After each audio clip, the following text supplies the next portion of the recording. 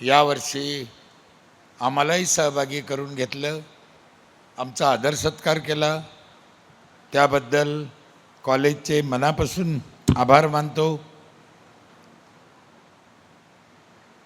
आज मॅडमचा पण वाढदिवस आहे म्हणे, दुधात साखर, त्यांनाही मनापासून शुभेच्छा देतो। माझं गाव काही खूप लांब नाही, इथं जवळ आहे, संभाजीनगरपासून एक 10-12 किलोमीटर बजाज कंपनीच्या समोर नगर हायवेला। तुम्ही कधी माझी ओळख झाली असेल नसन झाली माहीत नाही, माझं गाव पण कधी पाहिलं असेल नसन पाहिलं माहीत नाही, तर कधी आले तर या, खूप लांब नाही। त्या गावाने मला 5 वेळेस ग्रामपंचायतमध्ये काम करायची संधी दिली, 5 वेळेस निवडून दिलं, म्हणजे 25 वर्ष काम करायची संधी दिली। आणि त्या गावात जे काही काम झालं ते शासनाने पाहिलं, लोकांनी पाहिलं।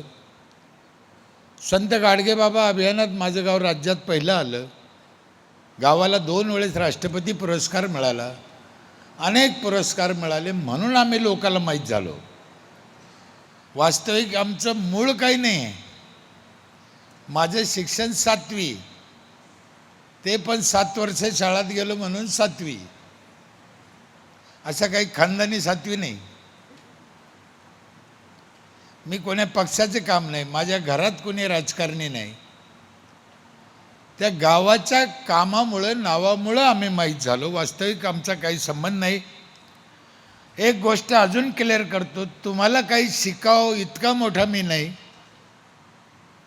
तुमच्या मोठेपणा आहे, तुम्ही ऐकून घेता। पाथरीकर कंपनीचे आमचे फार जुने संबंध आहेत, पाथरीकर म्हणजे आम्ही पैलवान म्हणून ओळखतो। हां, आमचा एक भाऊ होता पैलवान, तो गेला, त्यांचे यांचे फार घनिष्ठ संबंध होते, म्हणून आमची ओळख अनेक या कुटुंबाशी आहे। साहेबांनी आत्ता सांगितलं की आमचे विद्यार्थी, आमचे शिक्षक काहीतरी घेऊन जातील म्हणे, चांगली गोष्ट आहे, तुम्ही घेऊन गेले तर। द्यासारखं माझ्याकडे काय आहे का नाही मला माहीत नाही, पण माझं मी सांगतो। अब्दुल कलाम साहेबांनी आम्हाला एक वाक्य दिलं होतं, तुमचं चांगलं झालं, तुम्ही इतर गावात जा, लोकांचे पाय पडा, आयुष्यभर मी करतो। तुकडोजी महाराजाचं एक वाक्य आहे, कशाला फिरतो व्यर्थ, तुझं गावच नाही का तीर्थ, ते समजून मी काम केलं। म्हणजे तुम्ही खूप काही घेऊन जायची गरज नाही आहे, एखादा बी काही नेलं तर तुम्हाला आयुष्यभर पुरण, अशी माझी 100% खात्री आहे। आणि मी जे काय बोलतो ते माझं काही त्याच्यात हे नाही, आपल्या पूर्वजांनी, संतांनी, महापुरुषांनी दिलेलंच आहे, तेच काम आम्ही केलं, तीच ड्युटी आम्ही केली, वेगळे काही नाही केलं। पण कोणा नाही केलं म्हणून वासरात लंगडी गायशानी। साहेबांनी आशा व्यक्त केली, सगळ्यांनी काम केलं असतं तर महाराष्ट्र आज कुठल्या कुठं असता, खरंच आहे। पण साहेब, तुमच्यासारख्याच्या इच्छा ज्या आहेत त्या नक्की पूर्ण होत्या, आणि आज ना उद्या हा महाराष्ट्र सगळ्याला हे काम करावंच लागणार आहे, त्याच्याशिवाय पर्याय नाही, करावंच लागणार आहे ते। या निमित्तानं मी आधी सांगितलं, एक शब्द तुम्ही ध्यानात ठेवा, मी तुम्हाला शिकायसारखं नाही, पण सर लोकाला, प्राध्यापक लोकाला, गुरुजी लोकाला माझी एक विनंती आहे की चौकटीच्या बाहेर जाऊन विद्यार्थ्याला काहीतरी शिकवायची आज गरज आहे। आणि त्याला चौकटीच्या बाहेर नाही म्हणता येत, म्हणलं तर चौकटीच्या बाहेर नाही, तर ते चौकटीतलंच शिक्षण आहे, ते पोरायला आज द्यायची गरज आहे। आपण तरुण पिढी बिघडत चालली म्हणतो, माझा ठाम दावा आहे, तरुण पिढी नाही बिघडली नाही, ती नाईलाजाने बिघडते, किंवा आम्ही तिला बिघडायला भाग पाडतो, हा दोष आमच्यातला आहे। आणि इतकं टोकाला चाललं ते बिघडणं की त्याचा अंदाज नाही, उद्या काय होईल कोणालाच माहीत नाही। म्हणून ज्येष्ठांची जिम्मेदारी आहे, शिक्षकाची जिम्मेदारी आहे, आपली जिम्मेदारी आहे या मुलांना काय द्यायचं।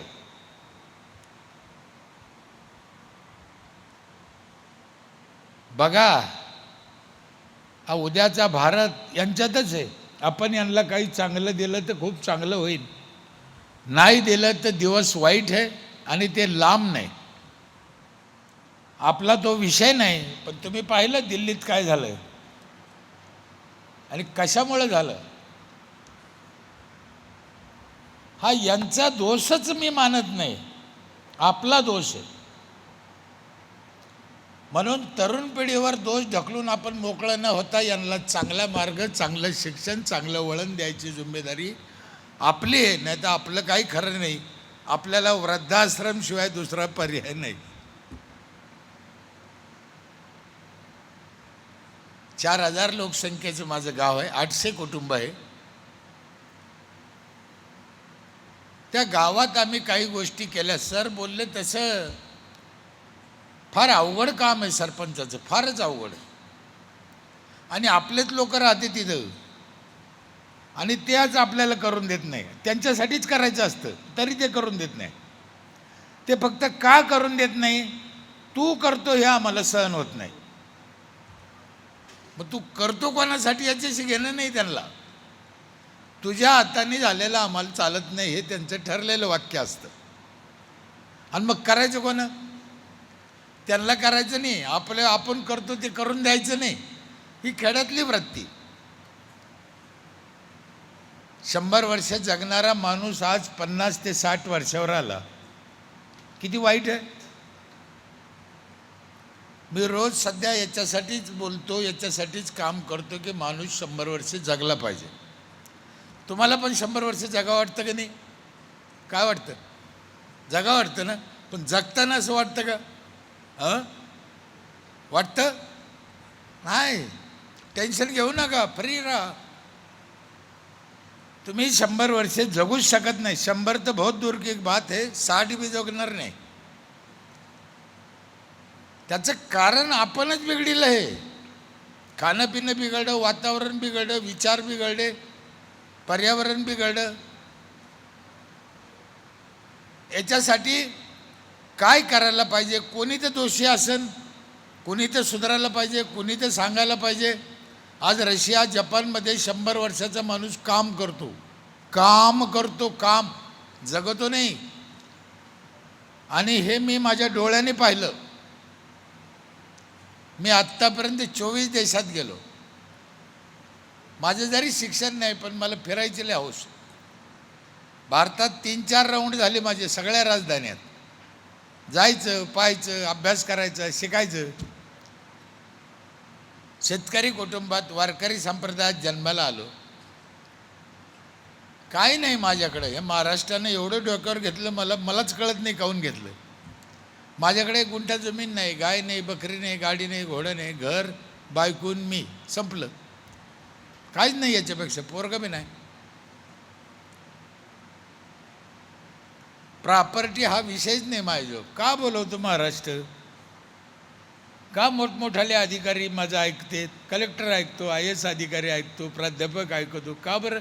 मलाच लाज वाटते कधी कधी. प्राध्यापकापुढे आपण बोलायच्या लायकीचे आहे का भास्कर? नाही. मग का ऐकतो? मी माझं काम इमानीद्वारे केलं, त्याचं हे फळ आहे असं मी समजतो. संपलं. याच्यापेक्षा काय? तुम्हाला माहीत आहे का नाही माहिती? ऐकलं की नाही ऐकलं माहीत नाही. 1.5 महिना झाला, 2 महिने, तेव्हा मोदी साहेब 2 मिनटं आमच्यावर बोलले. एवढं मोठे माणूस एवढ्या व्यापातून आमच्या गावावर आमच्यावर बोलावं, इतकं मोठं आपण आहे का? आपण एवढे मोठे नाही. पण एक त्याचा अर्थ असा होतो की ही प्रत्येक गावाला, राज्याला, देशाला ह्या गोष्टीची गरज आहे, म्हणून ते मोठं आहे. मग गरज आहे तर करा, आम्ही कुठं अडवलं? आम्हाला लई लोक विचारते, तुम्ही एवढं फिरतात का, आणखीन गावं चांगले झाले का? होते नाही होते, आज ना उद्या होते. आम्ही कोरड्यात पेरतो, हवेत पेरतो, याला उगल्याशिवाय पर्याय नाही. कदाचित आम्ही त्या दिवशी नसू, पण हे उगणं हे लक्षात ठेवा. हे करणं आहे सगळ्याला. 100 वर्ष जगायसाठी एक 5-6 कामं सांगतो तुम्हाला, करून पहा. तुमच्या गावात, तुमच्या जवळ कामं सोपे आहे, अवघड नाही, पैसा लागत नाही. काय करायचं? चांगलं पाणी प्यायचं, स्वच्छ झाडं लावायचे भरपूर, फळाचे लावा, मुलांचे शिक्षण संस्कार द्या, भेसळ खायची नाही. आता कमी झाली म्हणा, आलाय ते एक तुकाराम, गाई आटल्या अरे गाई आटल्या म्हणजे दूध कमी झालं म्हणजे गाईच आटल्या ना. दूध कसं काय कमी झालं? एक तुकाराम काय करू शकतो? बाकीच्या तुकारामांनी धडा घ्यायला पाहिजे त्यांच्यापासून. खूप गरज आहे, खूप गरज आहे. तो माणूस कसा आहे, माझा जावई नाही आहे, माझा काही स्तुती करायचा विषय नाही, तो त्याची ड्युटी इमाने इतबारे करतो, संपलं. तसंच आम्ही तेच सांगू राहिलो की आपली आपली ड्युटी इमाने इतबारे करा. या जगात दुसरं काहीच करायची गरज नाही. तुम्हाला पंढरपूरला जायची गरज नाही, कोणत्या देवाची पूजा करायची गरज नाही. तुमची ड्युटी तुम्ही इमानदारीने करा. हे 100 यज्ञाचं काम आहे, पुण्य लागतं तुम्हाला. याच्यापेक्षा दुसरं तुम्ही काही करायचं नाही आहे.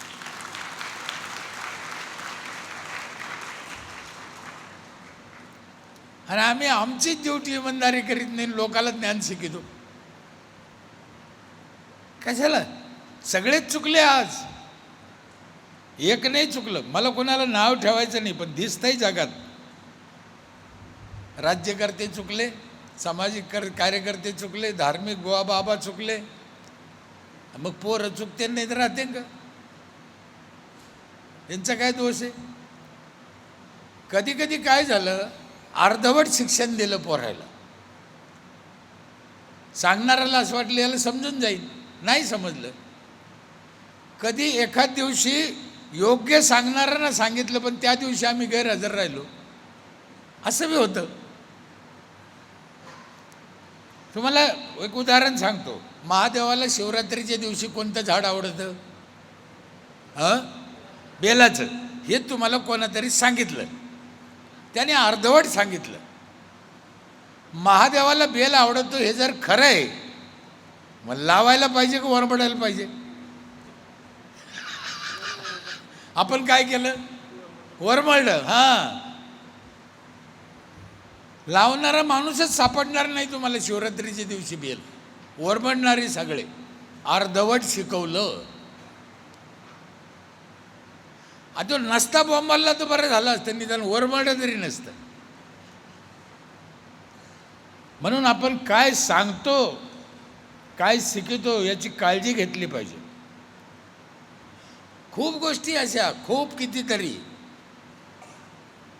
स्वच्छतेच्या बाबतीत आपण फार माग आहे, भयानक माग आहे. जग लईच पुढे गेलं स्वच्छतेच्या बाबतीत, भयानक पुढे आहे. मग कधी आपण त्यांच्या इतकी काळजी घेऊ मला कळत नाही. अजून एक काम आहे, म्हाताऱ्या लोकाला जीव लावा. ज्येष्ठ आपल्या गावातले, वर्गातले, देशातले असते ना म्हातारे, कोणाचा म्हातारा असू, त्याला जीव लावा, गोड बोला, त्याला काय असेल नसेल द्या, त्याचा आदर करा. आपल्याला म्हातारा दिसलं का आपण बाजून होतो, ते काय अतिरेकी आहे का? अजून एक काम आहे, सर लोक, विद्यार्थी लोक, ते काम जरा अवघड आहे, पण 100 वर्ष जगायचं असेल तर ते करावंच लागेल. त्याला पैसे लागत नाही, त्याला मेहनत लागत नाही. काय म्हणलं मी? त्याला पैसे लागत नाही, मेहनत लागत नाही, पण त्याच्याशिवाय तुम्ही 100 वर्ष जगू शकत नाही. मग करता का? गज बसल्या ती मी सांगायचो नाही, करता का? मेहनत लागत नाही, पैसा लागत नाही, मग करायला काय हरकत आहे? आणि ते केलं तर तुम्ही 100 वर्ष जगन. सांगू ना, 100 वर्ष तुम्हाला जगायचं असेल तर 7वं काम असं आहे, दुसऱ्यावर जळायचं नाही.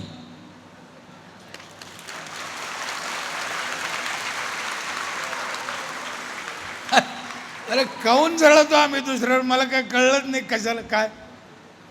कोणाचा नवरा चांगला आहे, कोणाची बायको चांगली आहे, कोणी पैशावाला आहे, कोणी गरीब आहे, कोणी शिपाई आहे, कोणी मास्तर आहे, असू द्या ना. तुम्हाला काय घेणं या गोष्टीशी? आपलं आपलं बघा. परमेश्वरांनी तुम्हाला जेवढं दिलं त्याच्यात समाधानी राहा. तुम्ही कमवा, कोणा मना केली? दुसऱ्यावर का जळता? दुसऱ्यावर जळायची सवय बंद करा. सगळे धीरूभाई अंबानी होणार नाही, सगळे मोदी होणार नाही, सगळे देवेंद्र फडणवीस होणार नाही. सगळे भास्कर पेरे होणार नाही, सगळे दत्ताभाऊ बी होणार नाही. ज्याच्या त्याच्या नशिबाचा जो तो भाग आहे, ज्याचं त्याचं कर्तव्य ज्याचं त्याचं आहे. आम्ही कुठं कमी आहे? नाही. आम्ही एकदा जन्माला आलो, एकदा जायचं आहे, सगळ्याला जायचं आहे. त्याच्यात समाधान माना, निघा. आम्हाला आमचं सोडून दुसऱ्यात जास्त इंटरेस्ट, म्हणून आपल्याला प्रॉब्लेम आहे. पाणी कशानं खराब झालं? रासायनिक खतं शेतातले पाण्यात जाऊन मिसळले, औषधं मिसळले. यवतमाळ नांदेड भागामध्ये एवढं एंडोसल्फान मारलं, ही सत्य घटना आहे. शेतकऱ्यांनी एवढं एंडोसल्फान मारलं कापसावर, ते जमिनीतून विहिरीत उतरलं. कोणी बोलत नाही. जमिनीतून विहिरीत उतरलं एंडोसल्फान. त्या शेतकऱ्याला कळलं नाही किती मारायचं ते. दुकानदार म्हणलं जाय घेऊन. जन्मतः पोरं वाकडे जन्मरू आले तिथं. हात वाकडे, दात वाकडे. कसं व्हायचं? कोणाला काही घेणं नाही. आपलं सगळं गटाराचं पाणी नदीत सोडलं, आपण संडासचं पाणी पाण्यात सोडलं. तुम्ही आम्ही पाणी खराब केलं ना, आता आणीत बसलोय. 10 रुपयाला एवढी एवढी बाटली. चुका कोणा केल्या? आपण. मेलेल्या माणसाची राख पाण्यात टाकली. ते प्यायला चालते का? ती प्यायला चालत नाही, मग पाण्यात कसे टाकते? माझी आई वारली 7 वर्ष झाले, मी नाही टाकलं. सगळ्या बहीण भावाला सांगितलं, गावाला बिलकुल नाही. 5 खड्डे केले, 5 खड्ड्यात थोडी थोडी टाकली, त्याच्यात 5 झाडं लावले. आईची आठवण राहिली, 5 झाडं शिलगले, पर्यावरणाचं काम झालं. नेऊन टाकायचे 500 वाटले. मी ऐकतच नाही कोणाचं. जी चांगली गोष्ट आहे ती करायची. कोणी हिटलर म्हणा, कोणी हुकुमशहा म्हणा. मी गावात घरी कुठं ऐकत नाही. कदाचित न ऐकल्यानं माझं नुकसान झालं असेल, पण मी नाही ऐकत. जे चांगलं आहे ते करूनच टाकायचं. पाण्यात कशी टाकतात ती राख? चिमूटभर राख घेतली आणि एखाद्या मावशीला प्यायला दिली, गिलासभर पाण्यात. पी बाई, तो आहे नवऱ्याचं आहे, पेन का? पेन नाही प्यायचं. मग दुसऱ्याच्या पाण्यात पोतभर कशी काय टाकते हरामखोर? साधी गोष्ट आहे. पाणी खराब झालं आणि सगळ्या महाराष्ट्राचं झालं, एकाचं नाही. जी चंद्रभागेचं पाणी आम्ही तळहातावर घेऊन तीर्थ म्हणून पित होतो, त्या चंद्रभागेत आम्हाला पायबुडा वाटत नाही. आता इंद्रायणीमध्ये पायबुडा वाटत नाही. हे पाप आपलं आहे. कायच्या धर्मन कायचे पंथ शिकू राहिले. हे कोण साफ करीन? हे घाण कोणा केलं? ना धर्म कळला नाही, ना संस्कृती कळले नाही. पोट भरायचे धंदे यांचे, दुसरं काहीच नाही. पण आपण हुशार व्हायला पाहिजे. तरुण पिढीला हे शिकवायला पाहिजे. काय चालू आहे सध्या महाराष्ट्रात? एक मंदिर असं नाही की तिथे चोऱ्या होत नाही. हे मी नाही म्हणत, रोज पेपरला आहे, टी व्हीवर आहे. बरं, टी व्हीवर तेच सांगा ते हलकट. सगळ्या मंदिरात चोऱ्या होत असेल तर आम्ही कोणत्या देवावर भरोसा ठेवायचा? पोराहो, अंतकरणापासून सांगतो, तुमचा एकच देव आहे, तो म्हणजे अभ्यास. याच्याशिवाय दुसरा देव नाही. त्याच्यावरच लक्ष केंद्रित करा. जगात तुमच्यासाठी दुसरा देव नाही आहे. जगात कोणताही देव तुम्हाला वाचवायचा नाही. अभ्यास, मनापासून अभ्यास करा. आमच्या तुकाराम महाराजांनी सांगितलं का त्यात, असाध्य ते साध्य करिता सायस. काहीही साध्य आहे. तुम्ही काही बी बनवू शकता. मेहनत घ्या. काय माझ्याजवळ, माझी लायकी पहा, काहीच नाही, शून्य आहे. काही पण होऊ शकतं, काही पण होऊ शकतं. मेहनत करायची आणि प्रामाणिकपणे करायची. कपटपणानं मेहनत करायची नाही. नाही तर मेहनत दाऊदनं बी केली. आपल्याला ती नाही करायची. झाडं भरपूर लावा, फळाचे लावा. झाडाशिवाय माणूस जगूच शकत नाही. 2 मिनटं ऑक्सिजन नाही मिळाला तर खेळ खलास. हे कोरोना आलं तर कोरोनात तेच होतं.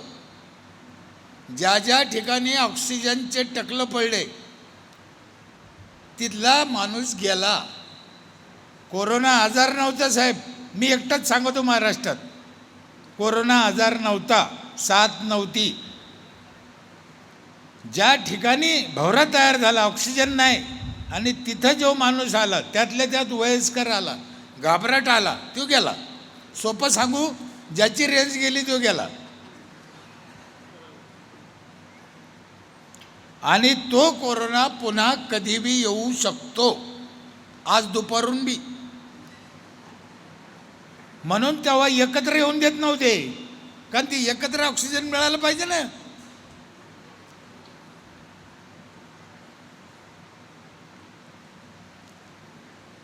ते पूर्वी एकदा सत्यवानला कोरोना झाला होता. सत्यवान सावित्री माहिती आहे, ती बाईला हुशार, तिने ओढीत ओढीत ओढीत त्याला वडाखाली आणलं,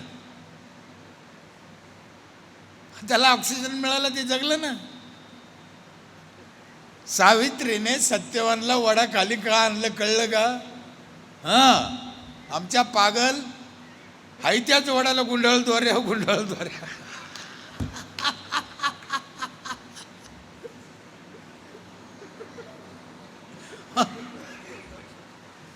बरं, दोरे गुंडळीच्या दुसऱ्याच्या वडाला.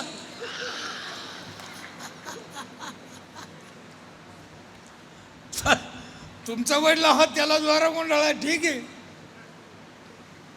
मी आमच्या गावातल्या बायाला शिकवलं होते, दुसऱ्याच्या वडाला दोरे गुंडाळायचे नाही, आपला वड आपण लावा. लावले महिलांनी.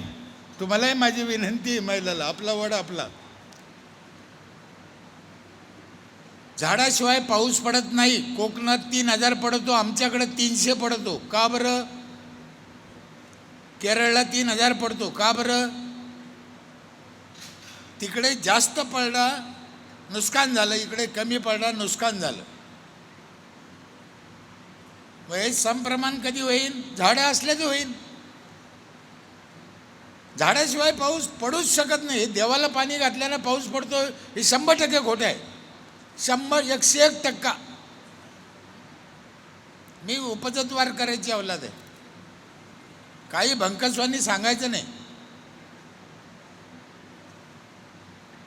मग का म्हणले महाराज वृक्षवल्ली आम्हा सोयरे वनचरी? झाडाला सोयरे काऊन म्हणले?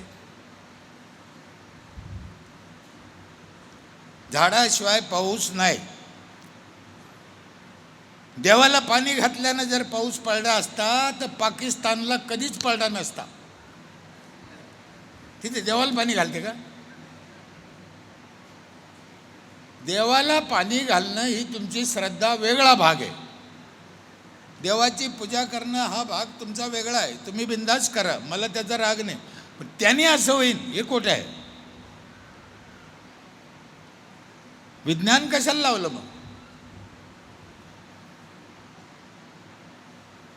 ज्ञान आपल्याला कळत नाही म्हणून विज्ञानाचा सहारा घ्यायचा. ज्ञान हे विज्ञानाचा बाप आहे, ही गोष्ट खरी आहे, पण आपल्याला कळतं का? नाही कळत, म्हणून विज्ञान. विज्ञानाचा सहारा घ्या. विज्ञान काय सांगतं बघा. झाडे लावा. किती ऑक्सिजन लागतो माणसाला? 28 किलो एका माणसाला. एक झाड देतं 7 किलो. बघा, एक झाड 7 किलो देत आहे सरासरी, माणसाला लागतो 28 किलो. म्हणजे एका माणसाला जगायला 4 झाडं. 2000 लोकसंख्येचं गाव असन तर 8000 झाडं गावात पाहिजे, शेतातले नाही. शेतातले झाडं शेतातल्या जीवासाठी आहे. याच्यावरून तुम्ही तुमच्या गावच्या झाडाचा अंदाज काढा. म्हणून झाडं लावा, गावात स्वच्छता ठेवा, मुलांना शिकवा. स्वच्छतेच्या बाबतीत मी खरं सांगतो, आपण लईच माग आहे. तुम्ही बघा, आम्हाला शास्त्रानं सांगितलं ओल्या हाताने जेवा. हे बघा नीट आहे का? मी ज्ञानाला विज्ञानाचा बाप का म्हणलो? ज्ञानाने सांगितलं ओल्या हाताने जेवा. आम्ही काय म्हणतो त्याला अंधश्रद्धा आहे. संतांनी सांगितलं, ऋषीमुनींनी सांगितलं, परमार्थात सांगितलं, आम्ही त्याला अंधश्रद्धा म्हणतो. ते खोटं आहे, तसं नाही आहे ते. आम्हाला कळत नाही ते. ओल्या हाताने जेव्हा सांगितलं, म्हणजे हात धुतल्यावर तुम्ही पुसायचे नाही, ओल्या हाताने जेवायचे. आपण काय करतो सध्या? हात रुमालाला पुसतो, जुन्या मळकट. धुवून काय उपयोग झाला? ती म्हणून ते ओल्या हाताने जेव्हा म्हणले. महिला मंडळचं तर लईच अवघड आहे. हात कुठं पुशी द्या सांगू?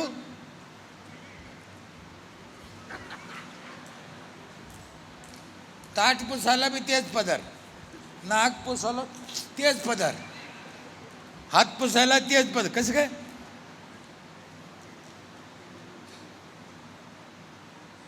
तुम्ही सगळे शिकलेले.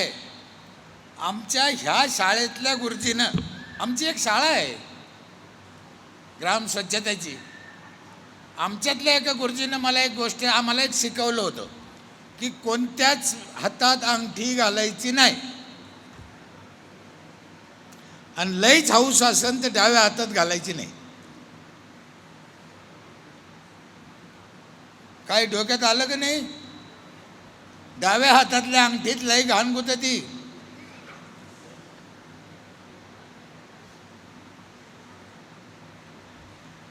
ज्याच्या हातात असेल त्यानं काढून पहा. हे ऐकायला विचित्र वाटलं, पण सत्य आहे. कोणातरी सांगितलं पाहिजे. आणि या बाबतीत मी भयानक कडक आहे. तुमची माफी मागून सांगतो महिलाची, मुलींची. माझ्या गावात 12 वर्ष झाले तेव्हापासून आम्ही सॅनिटरी नॅपकिन फ्री देतो सगळ्या गावाला. भारतात कुठं हा ठराव नसन, इतका बेकार ठराव आहे. त्याची गरज किती पहा. 100% गावातल्या महिलाला सॅनिटरी नॅपकिन आम्ही फ्री देतो. 8 एकच आहे की वापरल्यावर पंचायतला आणून द्यायचं. आणि माझ्या गावच्या महिला मी इथून दंडवत करतो, सगळ्या आणून देतात. जर आणून दिलं नाही तर गावात काय झालं असतं? शाळेत द्या, अंगणवाडीत द्या, पंचायतमध्ये द्या, 3-4 ठिकाणी मशीन आहे आणि घ्यायला कलेक्ट करायला महिला आहे. जेव्हा ठराव घेतला तेव्हा किती अवघड आधी ते 12 वर्षापूर्वी. म्हणून स्वच्छतेच्या बाबतीत आम्हाला अतिशय काळजी घेणं गरजेचं आहे. तुम्ही म्हणाल त्यानं काय होतं, यानं काय होतं, त्यानं काय होतं, मरा मग. सध्या रोडला पहा काय कचरा आहे. अहो पुण्याला कचऱ्याखाली 8 लोक मेले. लाज वाटते का आपल्याला? मेरा भारत महान आहे, महासत्ता आहे, फलन आहे. कचऱ्याखाली माणसं मरत असते का?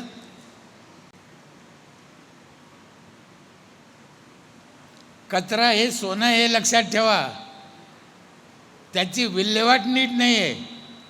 आम्ही कचरा विकत घेतो, पंचायत माझी विकत. मी तेच म्हणलं, आमचंही त्याचे हे ते भारतात नाही, महाराष्ट्रात तुम्हाला सापडायचं नाही कुठं. बाकीच्या ठिकाणी कचऱ्याखाली माणसं मरून राहिले ना, आम्ही कचरा विकत घेतोय. काय फरक आहे? कचरा विकतच घेतला पाहिजे, फुकट काऊन द्यायचा? याच्या मागं अतिशय आर्थिक आणि स्वच्छतेचं खूप गणित दडलेलं आहे. हे लोकांना कळतच नाही. आणि एक गोष्ट लक्षात ठेवा सर, तुम्ही म्हणले तसं माझं बोलणं ऐकायपुरतं नाही आहे. हे तुमच्या गावाला, देशाला, तुम्हाला कुठंतरी काहीतरी खूप चांगल्या ठिकाणी घेऊन जाणाऱ्या गोष्टी. मी अनुभव सांगतो, मी ज्ञान नाही शिकू राहिलो तुम्हाला, अनुभव. बाहेरचं खायचं नाही, अति भेसळ आहे. आणि ती भेसळ आपल्याला कळत नाही हो. ऊसाच्या रसात भेसळ आहे, ऊसाच्या रसात. रसात नाही पण त्या बर्फात. तो बर्फ कोण्या पाण्याचा आहे तुम्हाला काय माहिती? आम्ही म्हणतो टाक, अजून टाक. हे इकडे कुठेतरी जिल्हा आहे, तिथे रातचे म्हातारं मेलं, त्याला बर्फात ठेवलं सकाळी ॲम्ब्युलन्सवाल्याला सांगितले याला याच्या गावाला नेऊन घाला, ही म्हातारं बॉडी सहित. त्यानं बर्फासहित नेलं. म्हातारं त्या गावात सोडून दिलं आणि येता येतं बर्फ रसवाल्याला इकलं. आम्ही म्हणतो टाक, अजून टाक.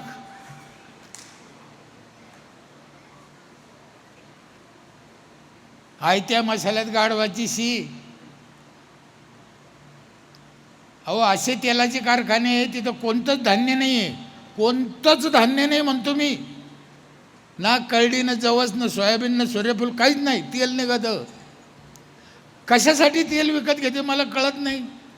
शेंगदाणे घाला, सूर्यफूल घाला, जवस घाला भाजीला, खोबरं घाला, तेल कशाला पाहिजे? हे करावं लागेल ना आपल्याला. का नाही घालायचं? तर भेसळ आहे म्हणून.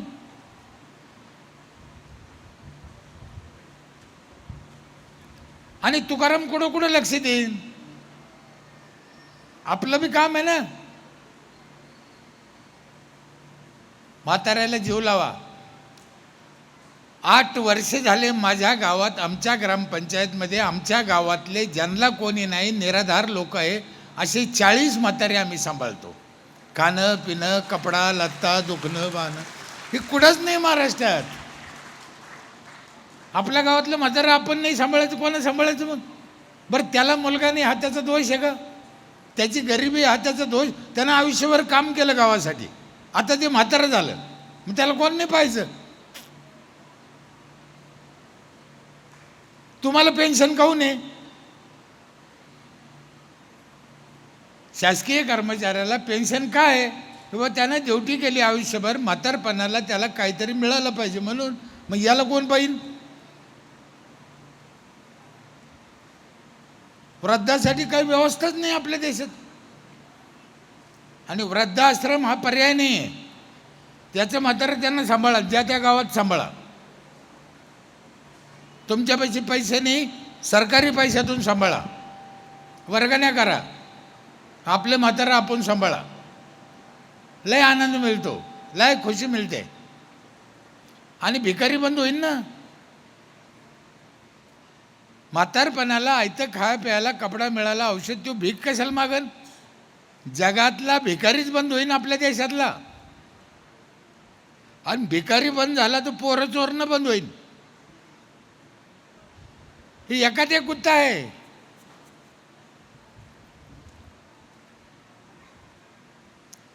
हे काम करताना आम्ही तोच विचार केला. सर जसं सांगितलं की गावाचं काम लय अवघड आहे, मला मान्य आहे ते काम लय अवघड आहे. इतका अवघड आहे का त्याचं मापच नाही. ही गोष्ट खरी आहे. पण एक शब्द सांगतो, ध्यानात ठेवा. गावातले लोक लय हलकट आहे. नीट ऐका, गावातले लोक लय हलकट आहे. गावातले लोक 100% बदमाश आहे. आणि त्याच्यातून तू सरपंच व्हायले, तू कसा असशील रे?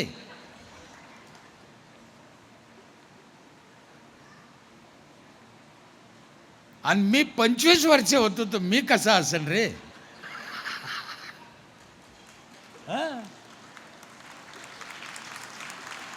हाय ते हाय. अतिशय बदमाश आहे मी, अतिशय बदमाश. जेवढा वरून काळा आहे त्याच्या 10 पट काळा पोटात आहे मी. तुम्हाला काही गोष्टी सांगतो मी कसं काम केलं. माझ्या गावचा 5 मिनिटात इतिहास आणि माझ्या कामाची पद्धत सांगतो ना, आठवतो. 4000 लोकसंख्येचं गाव, 800 घरं, एका घराला 5000 रुपये टॅक्स आहे. 40 लाख रुपये टॅक्स जमा होतो माझा. 800 कुटुंब, सरासरी 5000 रुपये टॅक्स. इतर महाराष्ट्रात सरासरी 1000 रुपये टॅक्स आहे. कधी सुधरून तुम्ही सुधरूच शकत नाही.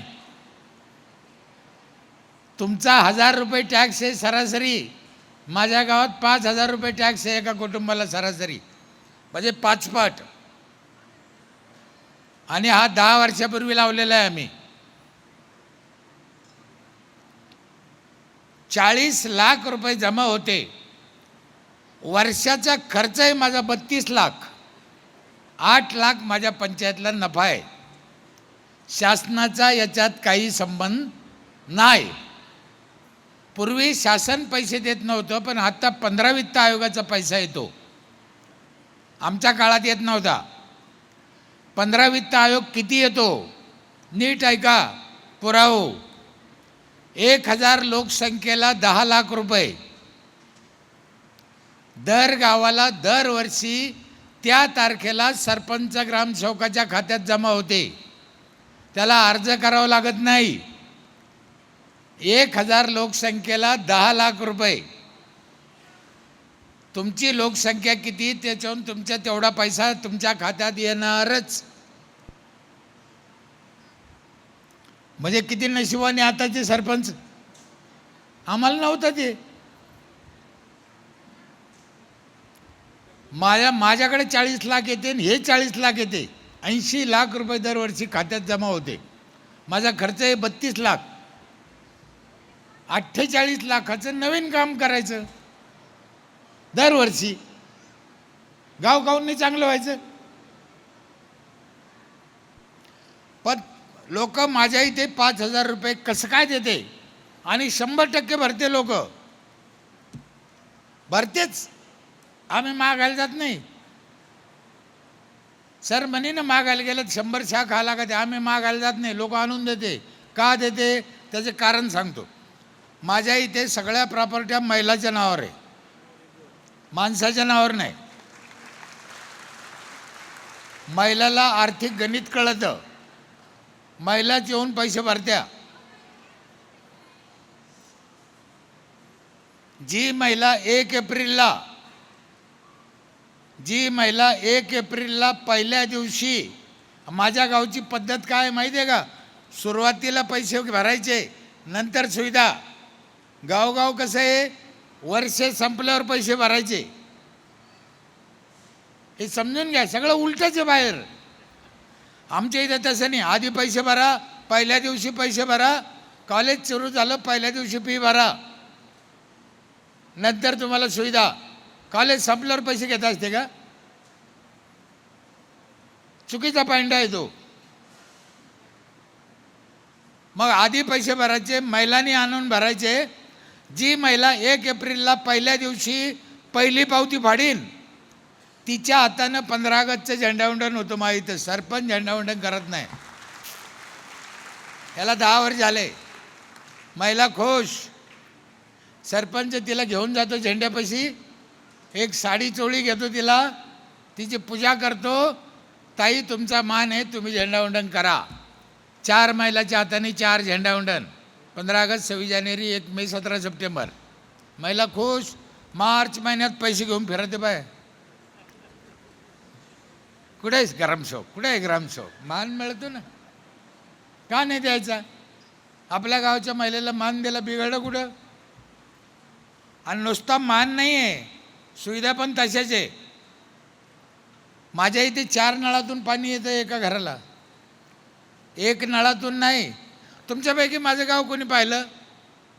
1. अजून तुम्ही तिकडे बघितला कधीतरी आला योग तर या. 4 नळातून पाणी येते, एका नळातून नाही. धुण्या भांड्याचा नळ वेगळा. 20 वर्ष झाले 1 मिनिट नळ बंद नाही आहे. 1 मिनिट बंद नाही. जायकवाडी धरणावर आणलेलं पाणी 3ऱ्या मजल्यावर जातं बगर मोटरचं. लाईट लागत नाही. 24 तास बाईनं खाली नाही यायचं, पाण्यानं वर जायचं. 3रं पाणी आहे 20 लिटर ह्या क्वालिटीचं पाणी एका घराला रोज. या क्वालिटीचं म्हणतो मी. रोज 20 लिटर एका घराला. कोणत्याच पाण्याला पैसे लागत नाही. 20 लिटर केवढ्याला येतं साधारण? हां बोला बोला. 20 लिटर केवढ्याला? 20 रुपये. 20 महिन्याचे 600, वर्षाचे 7200. कळतंय का? आम्ही घेतले किती? 5000. हां, उगाच बलीत नाही लोक मला. आणि चौथं पाणी आहे माझ्या इथे. जसं तुमच्या कॉलेजच्या पोरीला आहे तसं अख्ख्या गावाला सकाळी आंघोळीला गरम पाणी येतं नळाला. बाईनं चुलीवर तापायचं नाही, वीज चोरायची नाही.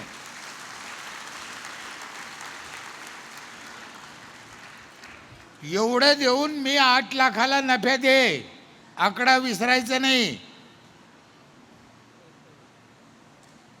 40 लाख जमा होते, 32 खर्च आहे, 8 लाख नफा आहे पंचायतला. अख्ख्या गावाला सॅनिटरी नॅपकिन फ्री आहे, अख्ख्या गावाला वायफाय फ्री आहे. 32 लाख खर्च आहे, 8 लाख नफा आहे. आमची एक पिठाची गिरणी आहे पंचायतची, आमची म्हणजे पंचायतची. टॅक्स भरणाऱ्याला वर्षभर दळण फ्री. किती दळून न्या, लग्न करा, साखरपुडे करा, पैसे वजा करीत चाला. शेती करायला ट्रॅक्टर आहे मोठा महिंद्राचा, 25% शेतकऱ्याला सबसिडी आहे. 12,000 रुपये बिल झालं नांगरायचं तर 3,000 रुपये त्याला माफ करतो, 9,000 घेतो. शेतकऱ्याला शेती करायला सबसिडी देणारी पहिली पंचायत आहे भारतातली.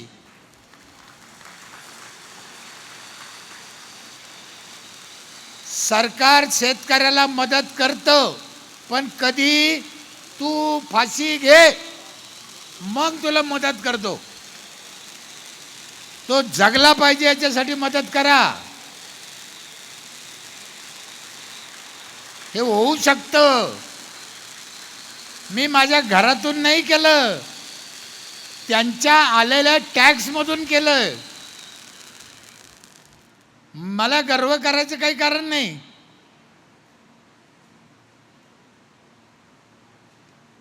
तुम्हाला जसं म्हणलो बाहेरचं खाऊ नका, मग आम्ही विचार केला बाहेरचं खाऊ नाही, मग महिलांनी काय करावं. मग आम्ही शेवाया पापड करणं मशनी घेतल्या. मसाला करायचा, हळद कुटायची, धने पावडर कुटायची, मिरची कुटायची, डाळी करायच्या, गोड तेल करायचं, उसाचा रस काढायचा, बटाटा चिप्स करायचा, बटाटा चिवडा. हे 10-12 मशनी पंचायतमध्ये वर्षभर फुकट. बाया 50-50, 25-25 क्विंटलच्या बटाटा चिप्स करत्या फुकट. डब्याचे डबे भरून ठेवत्या, पोराला पाहिजे तेव्हा खायला देता. तिने भेसळ नाही खायचं, तिने दुकानातलं नाही खायचं, मग पर्याय काय द्या ना. खूप गोष्टी अशा, खूप. 40 म्हाताऱ्याला जेवण काय पाहिजे, हे होऊ शकतं, याच्यात काही अवघड नाही आहे. 40 CCTV कॅमेरे आहे माझ्या गावात. आज नाही, 15 वर्षापूर्वी लावले. अख्खं गाव दिसतं. बाई घराच्या बाहेर निघली पहिले पदर घेते, नाही तर त्या मेल्याला ऑफिसात दिसतं. जेवढे सरकारी कर्मचारी आहेत सगळ्याला थंब. एका गावाला मिनिमम 30 कर्मचारी असते, 30. 50,000 पगार धरला तर सरकार पगार किती देतं त्याला, कोणासाठी देतं आम्हाला त्याचे आडनाव माहीत नाही. काय करेन सरकार. सरकारच्या अनेक गोष्टी चांगल्या आहे, आम्ही वाईटावरच बोट ठेवतो. सरकार काही उपकार नाही करीत आपल्यावर, पण जे चांगलं आहे त्याचा तर फायदा घ्या, जे वाईट आहे ते जाऊन त्यानंतर पाहू. किती योजना आहे सरकारच्या. तुम्हाला गावात कोणतंही काम करायचं, नीट आहे का, तुम्हाला गावात कोणतंही काम करायचं तर तुमचे पैसे टाकायची गरज नाही, त्या कामाला सरकार पैसे देतं. एवढे योजना आहे, काही बी करा तुम्ही, मग तुम्हाला पैसे कुठे लागते. फक्त इमानदारीने अक्कल लागती. मी माझ्या गावात चांगलं काम केलं म्हणून मला 6 कोटीचे पुरस्कार मिळाले. काय करीन सरकार.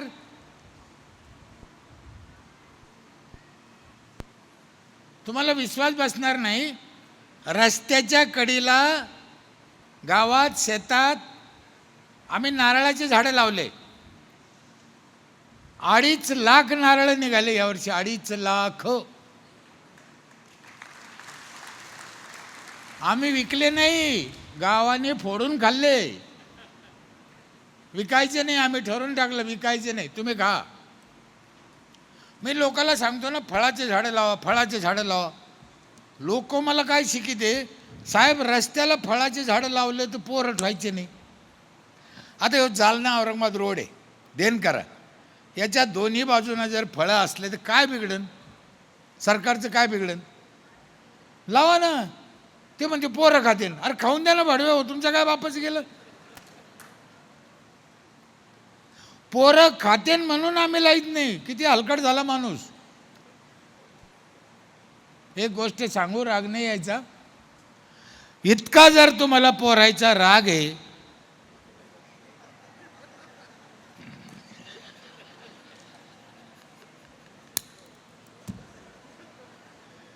एवढा कुटाणा केलाच कशाला, काय गरज पडली? खाऊन द्या ना.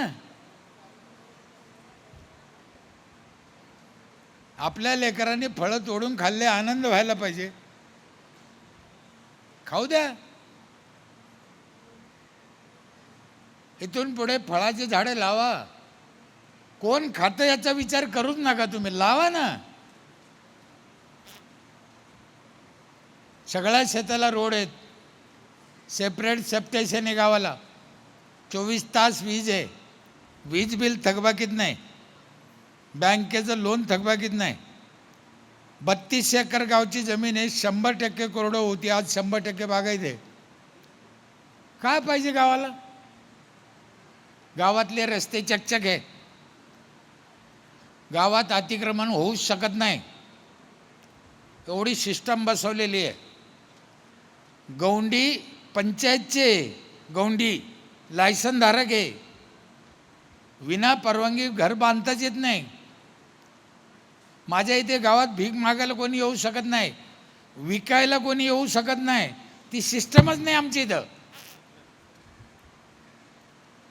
तुम्हाला काही माल विकायला यायचं तर पंचायतची परवानगी घ्यावं लागते, आधार कार्ड द्यावं लागतं, फोटो द्यावं लागतं, 1 वर्षाची फी भरावी लागते, तेव्हा तुम्हाला केळं विकता येते माझ्या गावात, नाही तर नाही. 50 वर्षाच्या बाद म्हणते बांगलादेशी घुसले, हरामखोरा हो. इतक्या दिवस झोपले होते का? लाज वाटते का? कसा घुसतो बांगलादेशी? तुम्ही काय करीत होते मग? प्रॉब्लेम करून ठेवायचे, समाजाला जगाला वेठी धरायचं. बस झाले हे धंदे. सिस्टम बनवा चांगली, होऊ शकते, याच्यात काही अवघड नाही. गावात महिला लग्नाची नोंद करीत नाही, मी जन्माची नोंद घ्यायचंच बंद केलं. त्या बाईला म्हणलं, बाई तो लग्न सर्टिफिकेट असेल तर पोराचं नाव लिहितो, नाही तर तू सांग हे आणलं कुठून. तेव्हा बायाला कळलं, लग्नाची नोंदी करायला लागल्या. लग्नाची नोंद करताना TC जोडा लागते, 18च्या आत लग्नच होत नाही. माहीत, मेल्याची नोंद करीत नाही गावात. 20 दिवसाचा अधिकार आहे सरपंच ग्रामसेवकाला, 21व्या दिवशी त्यांचा अधिकार संपुष्टात येतो. हे लोकांना माहीत नाही. 3 महिन्याने हा माणूस जातो, माझ्या बापाचं सर्टिफिकेट द्या म्हणतो, कुठून मिळेल? देता येत नाही. गावात प्रॉब्लेम होतो, वाद होतो. तो म्हणतो सरपंच मुद्दाम देत नाही, त्याचा अधिकारच राहत नाही.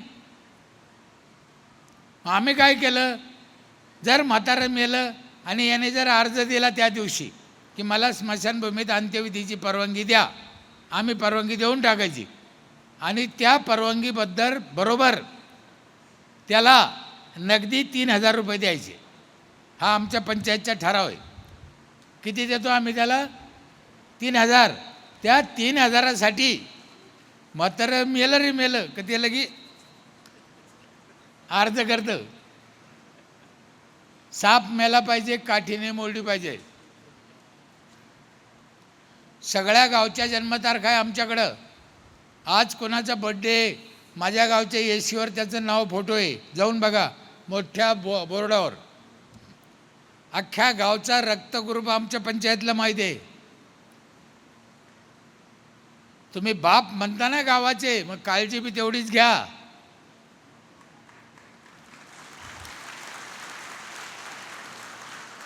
सरपंच ग्रामपंचायत ही जागा अशी आहे, पंढरपूर आणि विठ्ठलाच्या बरोबरीची जागा आहे ग्रामपंचायत आणि सरपंच. जर त्याला त्या लायकीचा असला तर तो विठ्ठल कमरेवर राहते, काढीत नाही. या विठ्ठलाचे हात 24 तास मोकळे,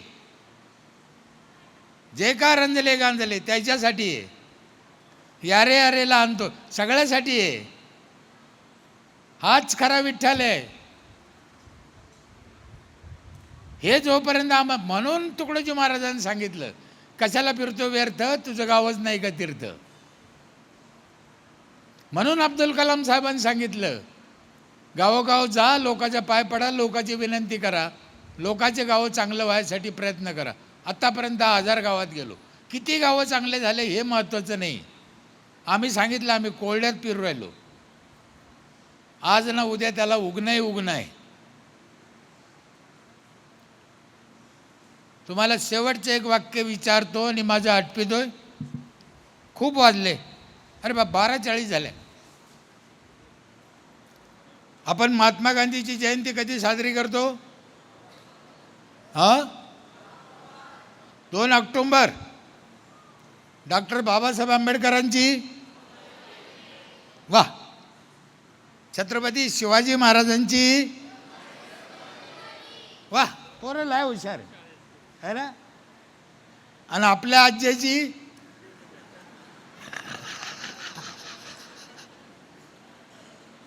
आम्हाला महात्मा गांधी माहिती आहे, आम्हाला डॉक्टर बाबासाहेब आंबेडकर माहिती आहे, आम्हाला छत्रपती शिवाजी महाराज माहिती आहे, आम्हाला आमचा आज्जा माहीत नाही. याचं कारण असं आहे, ते लोक समाजासाठी जगले म्हणून समाजाच्या आठवणीत राहिले.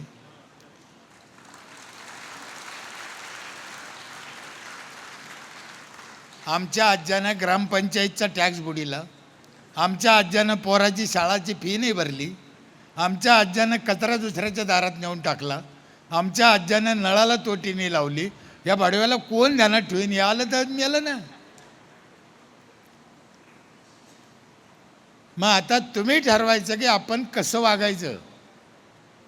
का दुसऱ्याच्या दारात कचरा टाकता? का घराच्या पुढे अतिक्रमण करता? आम्हाला रस्त्यातले काटे वेचायचे सांगितले, अतिक्रमण करायचं नाही. या जगात एकदा जन्माला आलो, एकदा मरायचं आहे. चांगलं जगा, चांगलं राहा, चांगलं खा, दुसऱ्याला पण जगू द्या. 29 वर्ष झाले या कॉलेजला. यांनी शून्यात रोप लावलेलं होतं, 0. सांगितलं प्रास्ताविकामध्ये, एका गोडाऊनमध्ये चालू केलं म्हणे. आज हा वटवृक्ष वैकुंठ बनलं. गोरगरिबाच्या कल्याण, पोरायचं कल्याण होतंय. खरं सांगा, त्या दिवशी तुम्हाला हे वाटलं होतं का? नाही, पण होऊ शकतं.